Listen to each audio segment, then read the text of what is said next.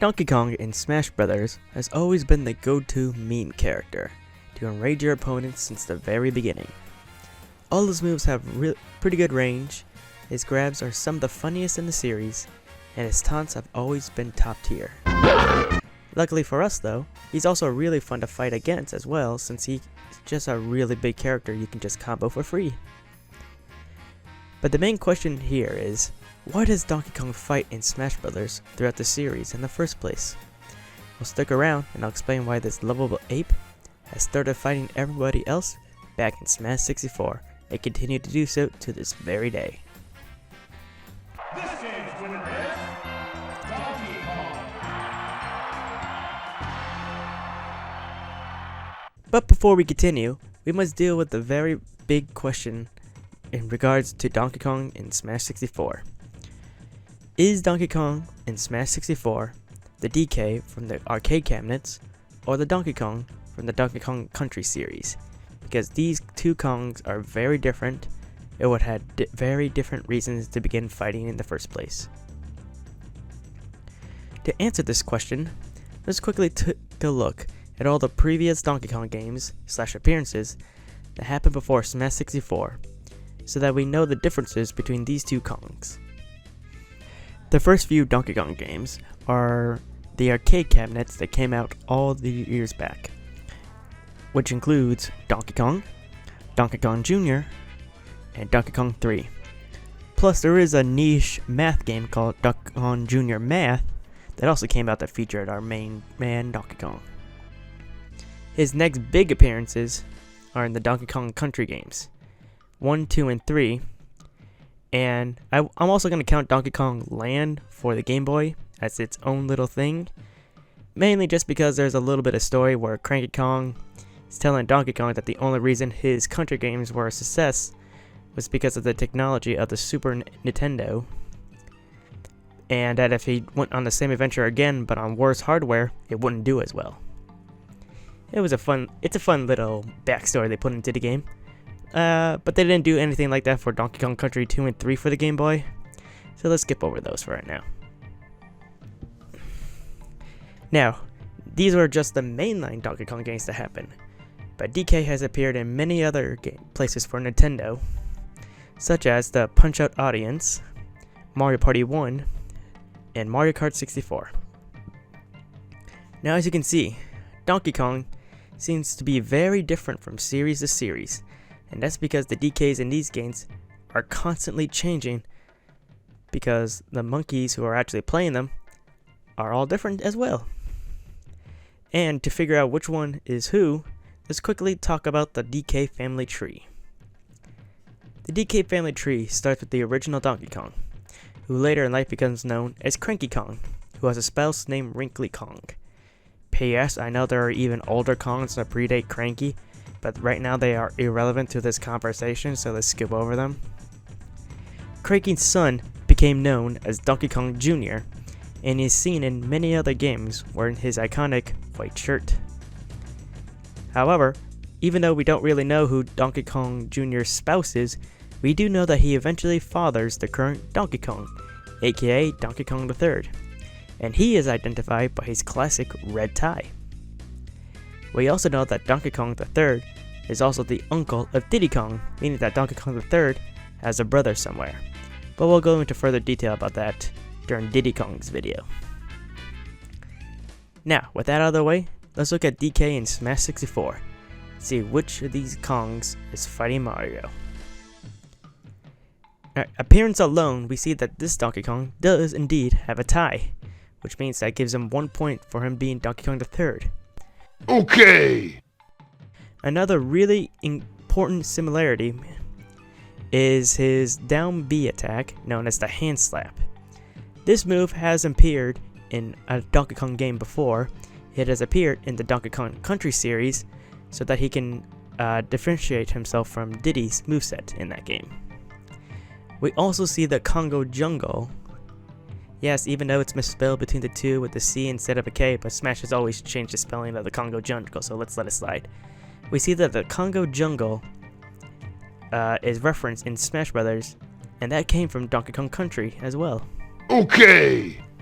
However, even though there's some big pointers right there saying that this is Donkey Kong Country DK, we also get some references to the arcade cabinets for DK, both in the story mode battle where he's really big in comparison to the other characters, as he was in the arcade cabinet, as well as the hammer item, which is seen in that same game as well. Now, there is one important linchpin, though, that does tie this all together, and that's within DK's trophy description, where it states that Diddy Kong is Donkey Kong's nephew, making this solid proof that the Donkey Kong in Smash 64 is none other than the DK from the Donkey Kong Country games. Okay. Okay, now that we know for sure which DK is in Smash 64, we must know why he's fighting in the first place. We do this again by looking at the past games where he was a playable character. Luckily, there were only 3 mainline games for this Kong, Donkey Kong III, as well as 2 spin-offs where he was the Kong, where he was the main character. The story that was told during his games was that first DK's Banana Horde and nephew were taken by the Kremlins, and he needs to take them back. He then gets kidnapped not once but twice in Donkey Kong Country 2 and 3. Now that's as much stories as we get for Donkey Kong within his own games. However, we do know that he does appear in other games, such as the Mario Kart and Mario Party series, where he parties along with Mario and karts with him. Now, the story of DK seems pretty off to say the least. But now we must look at his trophy's description again, where it does state that DK is still arch rivals with Mario, but later patched things up with him. Now, the only logical reason why this DK and Mario were enemies in the first place is because of some bad blood between the whole Kong family, since Mario did defeat Cranky Kong and imprison him, forcing Donkey Kong Jr., his father, to rescue him. It would make sense for Donkey Kong Jr. to teach Donkey Kong III to hate Mario because of what he did in the past. This lesson must have stuck with DK throughout his life, which could drive his need to be better than Mario in everything he ever did, whether that's parties or karting. But, as we all know, when you're constantly competing against someone, sometimes a bond is formed between them, whether good or bad. In this case, they formed a competitive bond against each other to forever try to outdo each other.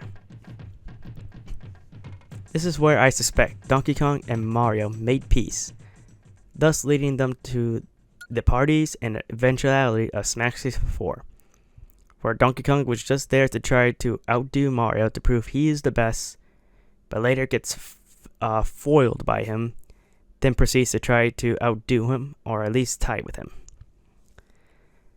Thus ends the first part of the story in Smash 64, but next up we enter DK's more interesting games and reasoning to fight more in the next entry, Melee.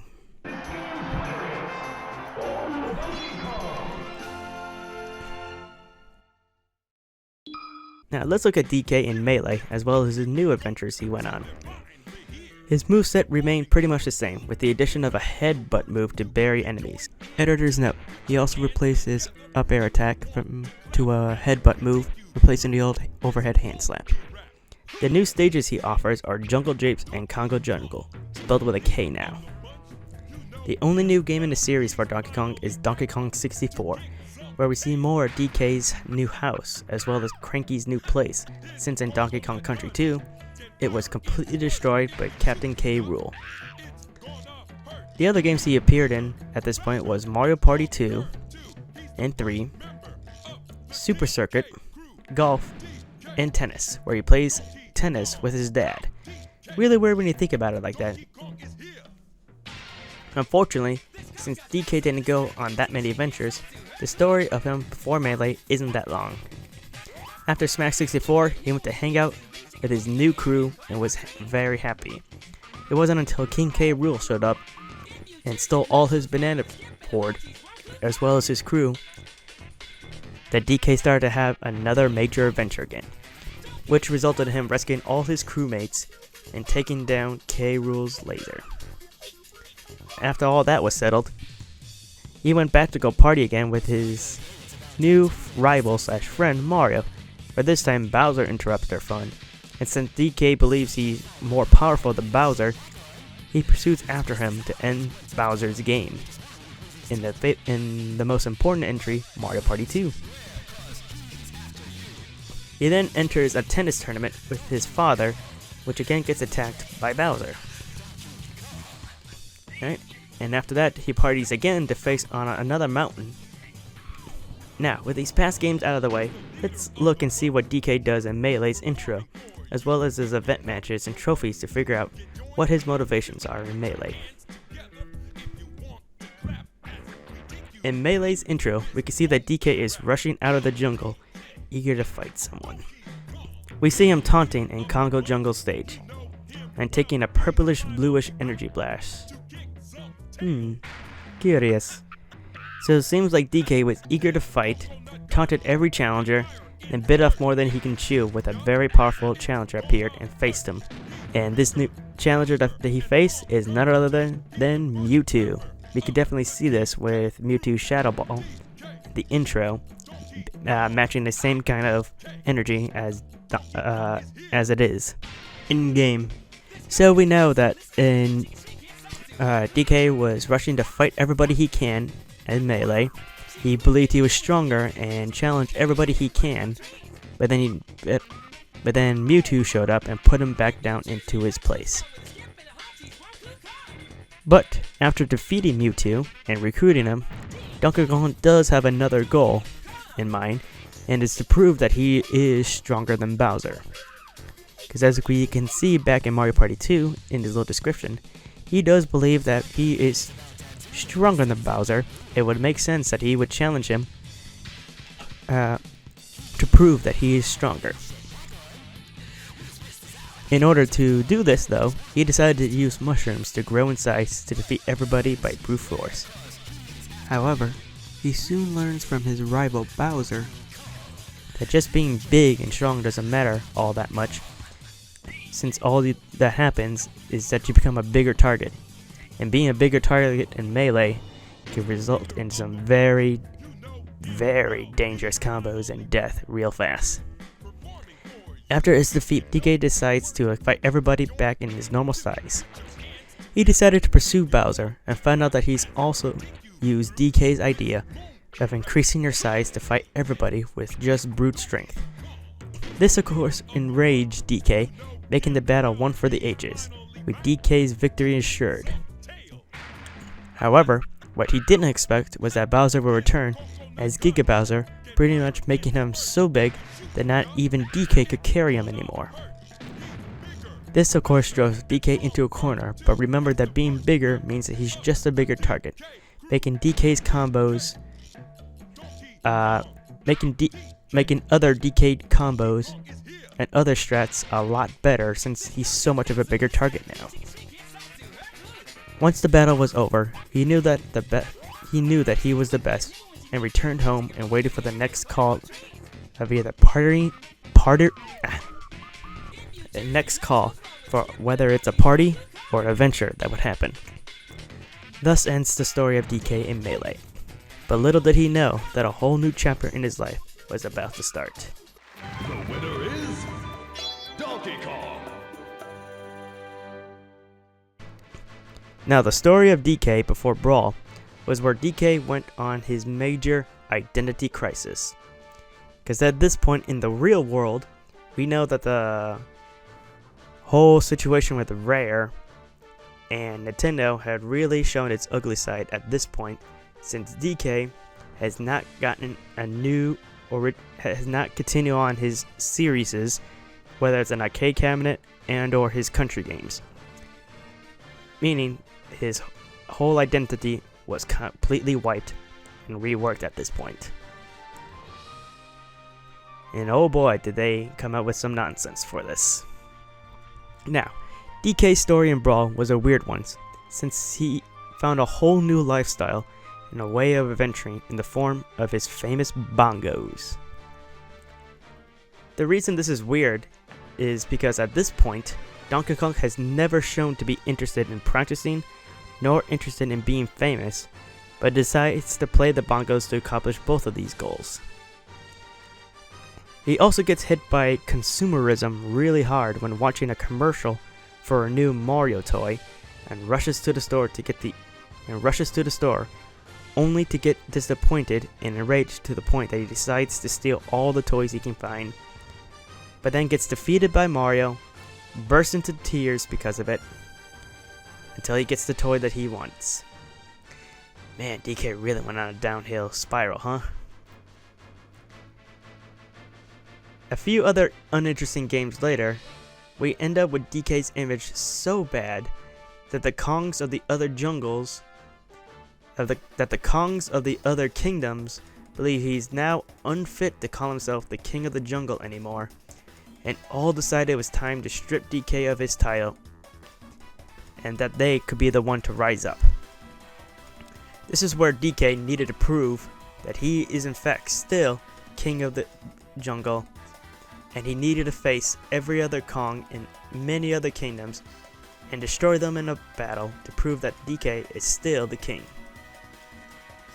And this all takes place in the game Donkey Kong Jungle Beats. After proving he's the best in the jungle, he returns home and relaxes with his nephew until once again his bananas get stolen again, but by someone he didn't expect this time, Bowser. This is where the story of Brawl Subspace begins, and luckily DK wasn't in any promotional trailers of Brawl, so we can just jump right into the story of Subspace. So after the final battle of Donkey Kong Jungle Japes, Donkey Kong attempts to return home to his jungle, but then is shocked to realize that his whole home was infested by Bowser's minions. And after going in deeper, he finds Diddy fighting them all off by himself. After helping out Diddy for a bit, he told him that all the bananas are all gone and he just missed them. After hearing this, he leaps out of the forest onto a cliff and sees the culprits with his bananas. The culprits then fire bullets at him, but luckily for him, Diddy rushed towards his side. He was able to counter the bullets heading towards him with his own, courtesy of Cranky from Donkey Kong 64. After striking the classic cool guys never look at explosion pose, they rush down to defeat the bandits, and after doing so, they get ambushed by the one true culprit, Bowser. Ready for another round, Diddy took up his fighting stance as Bowser readies a gun to fire at him. Knowing the danger his little nephew is in, he quickly launched his nephew away, sacrificing himself to save him. He then gets captured by Bowser and is taken directly towards their base. Luckily for him though, his nephew gathered a couple of new friends to help rescue him from the transport, freeing Donkey Kong in the process and reuniting with his nephew. However, they must now journey through the base in order to help Captain Falcon accomplish his mission. And luckily, since Donkey Kong was freed because of him as well as his nephew, Donkey Kong agrees to help Captain Falcon accomplish his mission. After smashing through the base, they make their way towards the heart of the bomb factory, where all the bombs were set to explode by the Rob robots. This is where another new friend of Donkey Kong emerges in Rob and witnesses his struggle to try to save the rest of his own kind, only to be shot down. Now, with all the bombs all armed, he tries to separate the Robs from the bombs, but to no avail, resulting in everybody to run away, and DK having to carry the only Rob left that wasn't attached. After escaping the blast, Donkey Kong returns back to his newly created subspace with everybody else to fight against the finals villains. And after the whole mess with Taboo, thus ends the story, Donkey Kong's story in Brawl. And boy, was it a weird one. It makes sense that Brawl is where a lot of mess around DK happened, since Rare was no longer working with Donkey Kong, games leading to so many different spin-offs and weird adventures, but I believe it turned out pretty nicely for this plot. But now, we must face a return to former adventures of Donkey Kong's, as well as the new abilities we see as we move forward on to Smash 4. The winner is Donkey Kong. Alrighty, now Donkey Kong and Smash 64 had only had two highlights in terms of games, both being in Donkey Kong Country Returns and Donkey Kong Tropical Freeze. In both of these instances, Donkey Kong's island has been under attack by new threats this time, and both his bananas and his family were in grave danger. Another important appearance that Donkey Kong made during this time was that he was attending the WVBA World Circuit matches during these times, as well as being a surprise fighter for one particular person during that time. Perhaps it was DK's knowledge of the ring and his connections to have this stage be put into Smash 4 before the actual fighter of the stage was revealed with it. Who could say? Other than those minor little appearances, Donkey Kong has had a pretty chill time before Smash 4. But it wasn't until a new challenger appeared that he seemed really interested in what they can do. That's when he sees the versatility of Mega Man and his whole arsenal, and how he manages to harness all the elements onto himself, is where I believe DK decides he needs to train more so he can harness this power for himself.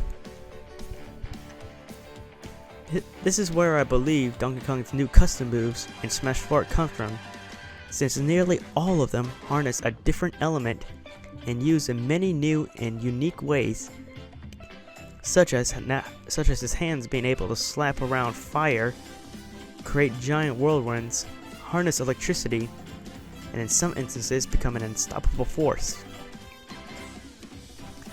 With his newfound powers in hand, he of course went to go on to challenge the hands themselves in a final struggle to only have to run the gauntlet to the Master Core. With his job done, he now returns back home to finally relax with no interruptions. Wink wink. Thus ends the story of Donkey Kong in Smash 4. A rather short part since there's no story in Smash 4, and not that many of his games for him build off of anything that came out from the previous ones, but still, we press on to Donkey Kong in Ultimate. Donkey Kong wins.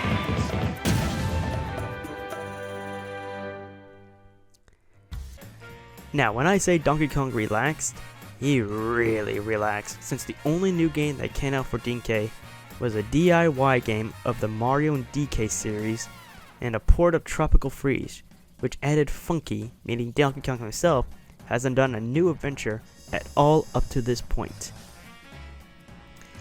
However, that doesn't mean something didn't happen. In the trailers leading up to Ultimate, we see that Donkey Kong and Diddy chilling in their house while watching their friends battle it out against their rivals. We then hear a ground shake louder and louder, stronger and stronger. Curious on what's going on, he takes a peek outside, only to be pranked by King Dedede. DK is stunned by this prank, but begins really scared when his real rival, King K. Rool, shows up ready to fight. With his rival now very close to him and ready to destroy him, he now knows it is time to spring back into action to defeat his rival once again. And this is where Donkey Kong's story in the World of Light has started. And it is also where it gets a little complicated because of what I like to call spawn placements. Alright, hold on, first off, let me see. After defeating King K. Rool and enlisting his help, DK gets a notice from everybody else to go join them at the ending place where they all defeated Taboo because a new crisis was emerging. Donkey Kong, Diddy, and K. Rool all went up to the cliff to see Galeem for the very first time.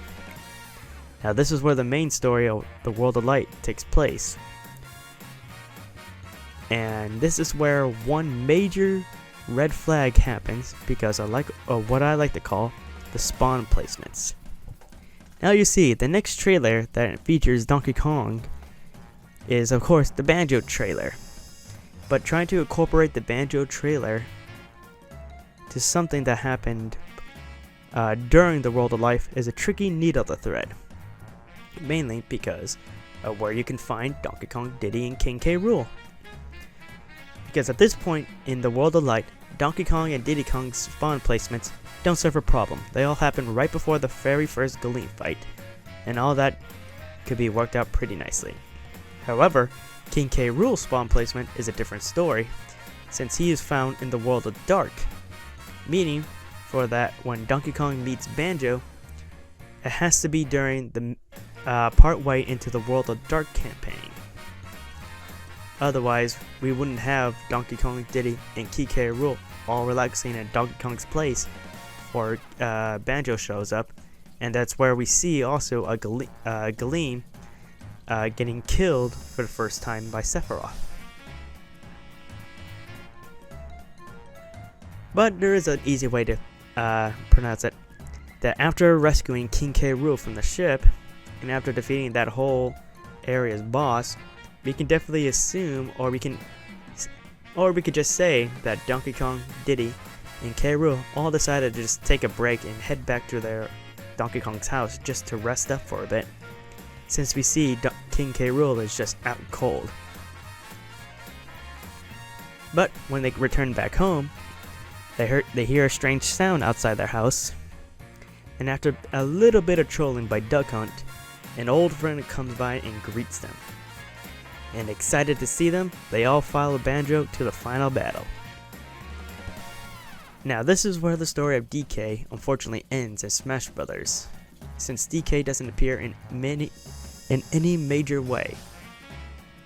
But I would like to think that with all his new friends in Ho, with Donkey Kong, Banjo, and Diddy Kong, they all rush over to the final battle with Galeem, defeating him in one major standoff, thus ending Donkey Kong's adventure in the World of Light. Thus ends the story of Donkey Kong in the Smash series. What is he doing now? Well, as of right now, I believe he's just sitting in a home with his nephew to the left, just watching TV, just waiting for something to happen. Ooh, look, is that a new Mario figure?